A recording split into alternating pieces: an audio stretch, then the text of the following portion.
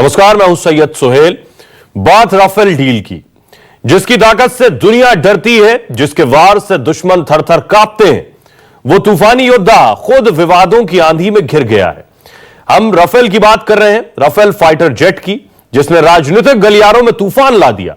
Rafale की deal पर जारी सियासी दंगल ने अविश्वास प्रस्ताव पर हुई बहस को भी अपनी चपेट में ले लिया। हम आपको बताने जा रहे हैं राफेल की डील का पूरा सच। हम आपको दिखाने जा रहे हैं राफेल की अनकही कहानी।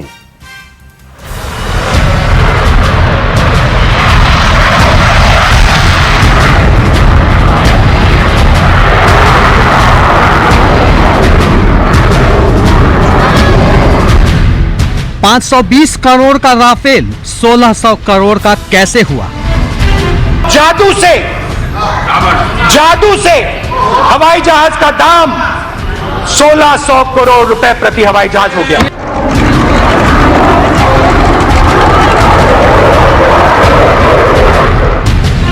आसमानी जंग का बिग बॉस सियासी अखाड़े में कैसे उतरा?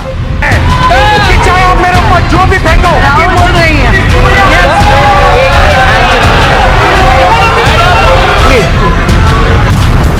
आसमान में अपनी रफ्तार और वार से दुश्मन को दहलाने वाला राफेल फाइटर जेट एक बार फिर विवादों में है।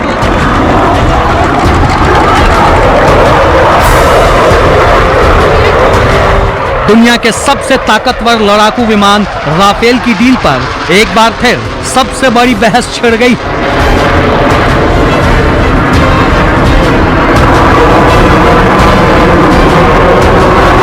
हिंदुस्तान की सेना को तूफानी ताकत देने का मादा रखने वाले राफेल की कीमत पर देश की सियासत में तूफान आ गया। फ्रेंच भाषा में राफेल का मतलब होता है तूफान, और राफेल डील को लेकर भारत की सियासत में कुछ ऐसा ही तूफान अभी आया हुआ है। महंगे राफेल डील को लेकर कांग्रेस मोदी सरकार को कटघरे में खड़ा कर रही है, और खुद कांग्रेस अध्यक्ष राहुल गांधी ने 3 गुनी कीमत पर राफेल खरीदने को लेकर प्रधानमंत्री मोदी पर निशाना साधा है। लोकसभा में विश्वास मत के दौरान राहुल गांधी ने एनडीए सरकार और प्रधानमंत्री मोदी पर जमकर निशाना साधा। उन्होंने कहा कि यूपीए की डील में जिस राफेल की कीमत 520 करोड़ रुपए थी, वो एनडीए सरकार के आते आते 1600 करोड़ रुपए कैसे हो गई? क्या पीएम के जादू से? राफेल हवाई जहाज हमारी यूपीए की डील में हवाई जहाज का दाम 520 करोड़ रुपए प्रति हवाई जहाज।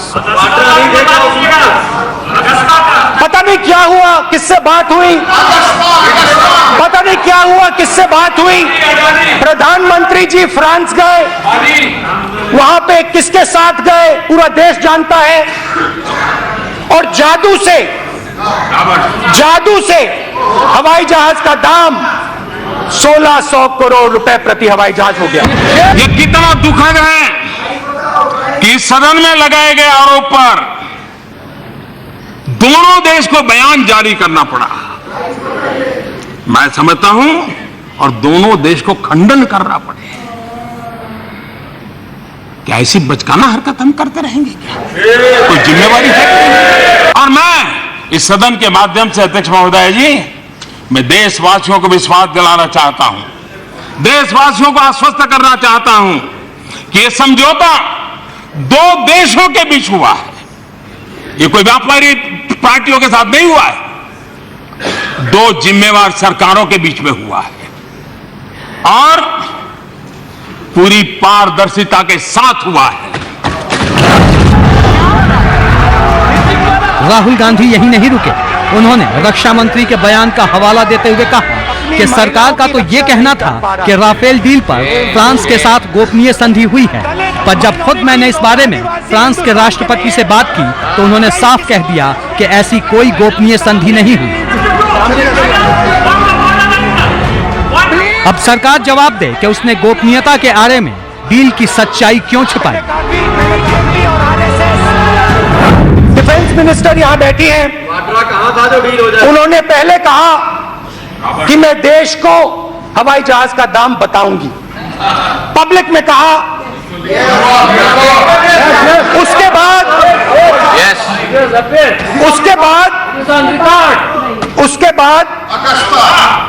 बाद डिफेंस मिनिस्टर ने क्लियरली बोला कि मैं ये आंकड़ा नहीं दे सकती हूं क्योंकि फ्रांस की सरकार और हिंदुस्तान की सरकार के बीच में एक सीक्रेसी पैक्ट है। राहुल गांधी के इस बयान पर संसद में हंगामा मच गया।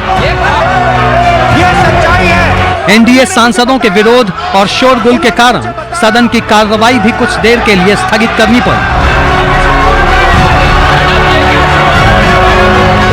रक्षा मंत्री निर्मला सीतारमण ने तो राहुल गांधी के आरोप को झूठ ठहराते हुए कहा कि फ्रांस के राष्ट्रपति ने कहा था कि राफेल डील की डिटेल सबके सामने नहीं लाई जा सकती।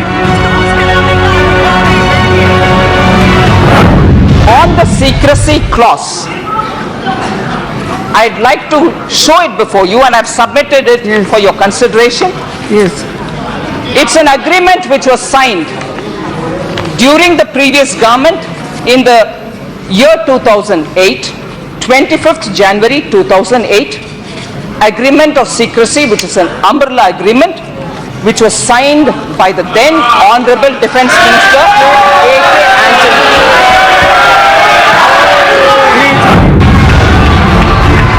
डील पर छिड़ी सियासी तकरार के बीच इस मुद्दे पर फ्रांस सरकार का भी बयान आ गया है।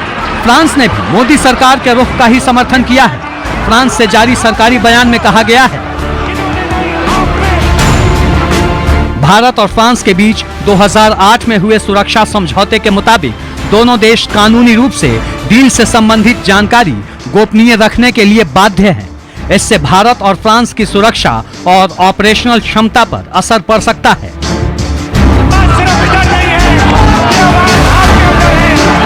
लेकिन फ्रांस का आधिकारिक बयान आने के बाद भी राहुल गांधी अपने बयान पर कायम हैं। उन्होंने ट्वीट किया कि जिस वक्त उनकी फ्रांस के राष्ट्रपति से बात हुई थी उस समय मनमोहन सिंह और आनंद शर्मा भी साथ मौजूद थे। सवाल है कि सच क्या है और झूठ क्या। राफेल डील पर कौन सही बोल रहा है और कौन गुमराह कर रहा है। राफेल लड़ाकू विमानों की डील पर सियासी बवाल कोई नया नहीं है। 3 साल पहले फ्रांस दौरे पर पीएम मोदी ने राफेल डील का ऐलान किया था। तभी से इस पर सियासत गर्म है। तब एक राफेल विमान की कीमत उन्होंने 670 करोड़ रुपए बताई थी, पर अब एक राफेल विमान 1600 करोड़ रुपए से भी ज्यादा का पड़ रहा है। जाहिर है विवाद पुराना है, पर सच जानना भी जरूरी है, क्योंकि सवाल देश की सुरक्षा से जुड़ा है, सेना के स्वाभिमान से जुड़ा है। राफेल की अनकही कहानी में आज हम आपको बताएंगे 10 सालों से चली आ रही इस डील की पूरी कहानी। देखते रहिए न्यूज़ 24। अमित कुमार और मनीष कुमार के साथ ब्यूरो रिपोर्ट न्यूज़ 24।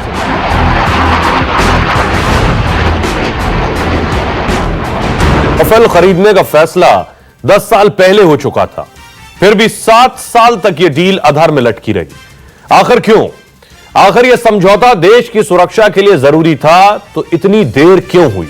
मामला इतना टला कि केंद्र में यूपीए की सरकार बदल गई, नरेंद्र मोदी की अगुवाई वाली एनडीए सरकार बनी, तब जाकर यह डील फाइनल हुई। आखिर इस डील में ऐसा कौन सा पेंच था जिसे सुलझाने में 7 साल लग गए? देखिए रिपोर्ट।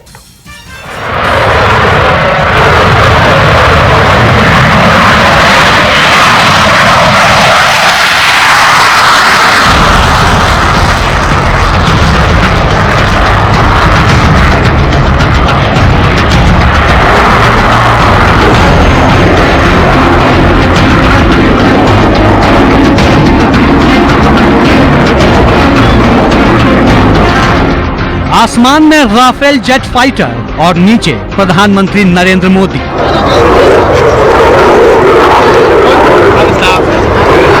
ये तस्वीरें 3 साल पहले बेंगलुरु में हुए एयर शो की, जिसका उद्घाटन करने पीएम मोदी वहां पहुंचे थे।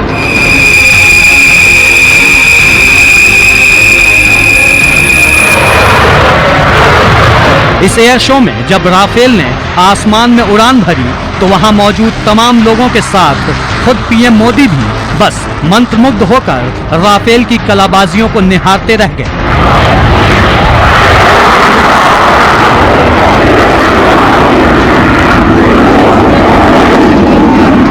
इसी दौरान राफेल के पायलट की आवाज गूंजी।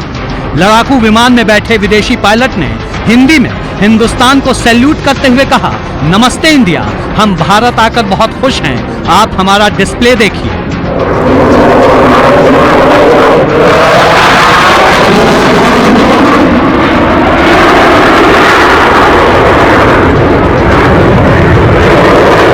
हिंदुस्तान के आसमान में लड़ाकू विमान राफेल की ये दूसरी एंट्री थी।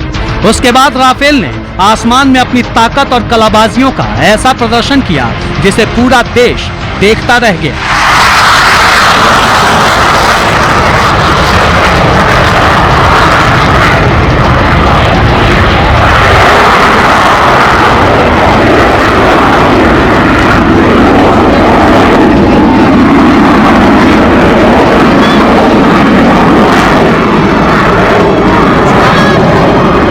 राफेल ने अपने शानदार प्रदर्शन से साबित कर दिया था कि क्यों उसे दुनिया का सबसे एडवांस और पावरफुल फाइटर जेट कहा जाता है।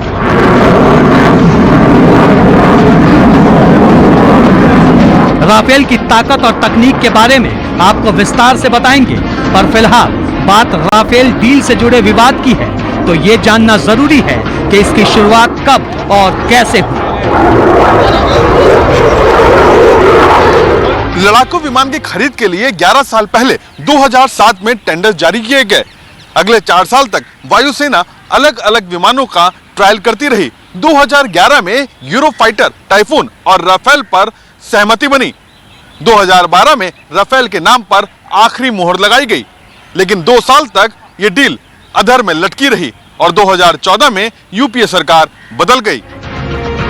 साल 2015 में प्रधानमंत्री मोदी ने डील की दिशा में कदम आगे बढ़ाए। अप्रैल 2015 में फ्रांस दौरे पर पेरिस पहुंचे मोदी ने राफेल पर डील फाइनल होने का ऐलान करते हुए कहा कि भारत और फ्रांस के बीच 36 राफेल के लिए सौदा पक्का हो गया है, और यहीं से शुरू हुआ वो विवाद जो आज तक नहीं सुलझा। इन दोनों सौदों में जमीन आसमान का फर्क है। यूपीए के समय 126 राफेल खरीदने थे विद ट्रांसफर ऑफ टेक्नोलॉजी। कुछ राफेल जो है वो फ्लाई ऑफ कंडीशन में आए थे, बाकियों को मैन्युफैक्चर होना था under transfer of technology Hindustan के अंदर। वो बोलते थे जो हम ट्रांसफर करके फ्लाई वे कंडीशन में देंगे उस हवाई जहाज़ों की हम जिम्मेदारी लेंगे, जो हिंदुस्तान में बनेंगे उनकी किसी प्रकार की हम जिम्मेदारी नहीं लेंगे, क्योंकि हमको हिंदुस्तान की इंडस्ट्री के ऊपर भरोसा नहीं है। यानी दूसरे लफ्ज़ों में वो एक किस्म से कच्ची पक्की डील थी। इस सरकार ने इस तमाम चीज़ को निगाह में रखते हुए बेहतर समझा कि उस डील को रद्द किया जाए और गवर्नमेंट टू गवर्नमेंट डील की जाए, जिसमें केवल 36 राफेल खरीदे जा रहे हैं जो 2 स्क्वाड ने, जिसमें से ये सारे के सारे सितंबर 2019 से फ्लाई वे कंडीशन में हिंदुस्तान में आएंगे। बहुत बड़े पैमाने पर ऑफसेट्स हैं। कांग्रेस का आरोप है कि यूपीए के शासन में राफेल को लेकर डील पर जो बातचीत हुई थी उसमें कीमत काफी कम थी, पर एनडीए की सरकार ने उससे कई गुना ज्यादा दाम पर डील करके घोटाला किया है। कांग्रेस का दावा है कि यूपीए सरकार में एक राफेल की कीमत थी 520 करोड़ रुपए, पर एनडीए ने एक राफेल के लिए 1600 करोड़ रुपए की डील की, यानी प्रति राफेल करीब 1080 करोड़ रुपए ज्यादा की डील। सारी लड़ाई इसी बढ़ी हुई कीमत को लेकर है। सवाल है कि आखिर वो क्या वजह थी जिसके लिए मोदी सरकार ने डील के लिए ज्यादा दाम देना मंजूर किया। करंट प्राइसेस के ऊपर आपको अगले कई साल उन्हीं प्राइसेस के ऊपर मेंटेनेंस बैकअप की गारंटी है। फिर जहां पर आपने इस हवाई जहाज को लगाना था, जैसे इसका फैसला किया गया कि इसको हाशीबरा में लगाया जाएगा और नॉर्थ ईस्ट में एक और गुवाहाटी वगैरह में या तेजपुर में, तो उधर इंफ्रास्ट्रक्चर होना चाहिए इस हवाई जहाज की सस्टेनेबिलिटी को और मेंटेनेबिलिटी को, सपोर्ट सर्विसेज को। वो इस डील में है, पहली डील में नहीं थी। इसकी वजह से जो आज की कीमत है और पुरानी कीमत में बड़ा फर्क है। ज़्यादा हवाई जहाज की कीमत जो होती है वो एवियोनिक्स में होती है, विजुअनिक्स में होती है, उन प्रकार के रेडार्स होते हैं और वेपन सिस्टम्स के पैकेजेस होते हैं, इलेक्ट्रॉनिक वॉरफेयर पैकेजेस होते हैं, वो क्लीन प्लेटफॉर्म से ज़्यादा महंगे होते हैं। यही बात मोदी सरकार भी कह रही है और यही दलील फ्रांस की तरफ से भी दी जा रही है। ऐसे में यह जानना जरूरी है कि यूपीए के समय वाली डील के राफेल और मोदी सरकार की डील वाले राफेल में क्या फर्क है। हम बात करें राफेल डील की। अगर भारत को चीन और पाकिस्तान के मुकाबले में खड़ा रहना है तो वायुसेना को लड़ाकू विमानों का कम से कम 42 स्क्वाड्रन चाहिए, जबकि देश के पास फिलहाल सिर्फ 31 स्क्वाड्रन फाइटर हैं। जाहिर है ऐसे में भारत आ रहे 36 राफेल फाइटर जेट देश की वायुसेना को नई धार और रफ्तार देंगे। दिखाते हैं आपको दुश्मनों के लिए कितना बड़ा काल है राफेल। राफेल ये आसमान में उड़ता हुआ एक बाज है। रफ्तार, नजर और निशाना बिल्कुल बाज की तरह। दुश्मन के दांत खट्टे करने के लिए जैसा इसका नाम है वैसा ही इसका काम भी है। राफेल का मतलब है तूफान। दुश्मन पर यह किसी आंधी की तरह टूटता है और कुछ ही पल में सब कुछ बर्बाद कर देता है। एक बार में 6 मिसाइलों से लैस होकर राफेल विमान जब 2000 किलोमीटर की रफ्तार से उड़ान भरेगा तो दुश्मन का क्या हाल होगा ये बताने की जरूरत नहीं है। वजन में बेहद हल्के होने की वजह से ये एक बार में 3000 किलोमीटर तक की उड़ान भर सकता है। ताकत और तेजी ऐसी कि दुश्मन को भनक भी नहीं लगेगी और उसका काम तमाम कर ये विमान वापस भी लौट आएगा।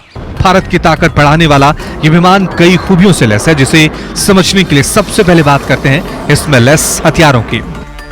राफेल में हवा में मार करने वाली 6 मिसाइलें होती हैं।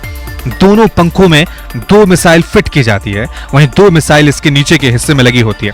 यह 3700 किलोमीटर की रेडियस में हमला कर सकता है। इसकी ईंधन क्षमता 4700 किलोग्राम है।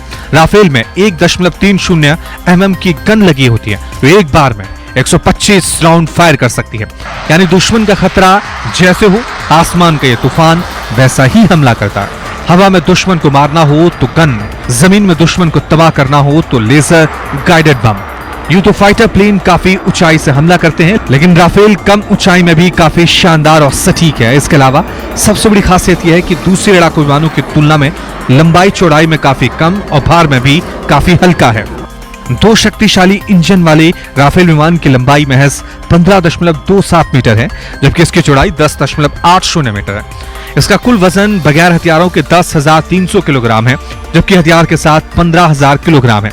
इसके अलावा इसकी रफ्तार और अधिक दूरी तक मार करने की क्षमता इसे दूसरे विमानों की कतार में सबसे आगे खड़ा कर देती है। इसलिए दुनिया इस लड़ाकू विमान की दीवानी है। जो राफेल के साथ में दी जा रही है वो इस समय दुनिया की सबसे अहम बियॉन्ड विजुअल रेंज मिसाइल है। साहब का कहना है कि उनके पास भी तकरीबन उसी तरह की है, और ऑल्टरनेटिवली आप जो भी खरीदते हो वो उसको कंपैटिबल कर देंगे। राफेल 5th जनरेशन का अत्याधुनिक फाइटर जेट माना जाता है। पाकिस्तान के पास तो क्या, चीन के पास भी राफेल जैसा कोई फाइटर जेट नहीं। पाकिस्तान के पास अमेरिका से सौगात में मिला F-16 लड़ाकू विमान है, तो चीन के पास J-20 जैसा फाइटर जेट। लेकिन राफेल की तकनीक और ताकत के आगे ये दोनों ही फाइटर जेट बौने हैं। सिर्फ कम ऊंचाई पर ही नहीं, राफेल ऊंचे आसमान का भी महारथी है। यह आसमान में 55,000 फीट ऊंचाई से एक्यूरेसी के साथ बम गिरा सकता है। इतनी सारी खूबियों वाले 36 राफेल को भारत सरकार फ्रांस से खरीद रही है। उम्मीद है कि जल्द ही ये वायुसेना के बेड़े में शामिल हो जाएंगे।